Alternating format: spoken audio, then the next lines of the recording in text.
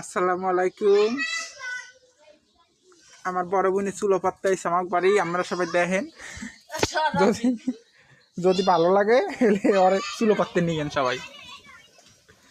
কত সুন্দর চুলোটা পাচ্ছে দেখছেন, ঘুরেই গেলে করতেন না।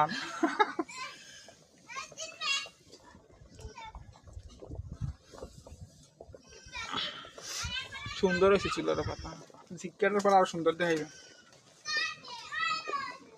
অনেক জায়গায় চুলের মাথা মানুষের গুণ নেই, একাল কি যেন পাতে দাবড়া দাবড়া শয়তানের মতন দেখায়। হ্যাঁ কোন মায় হওয়ার কি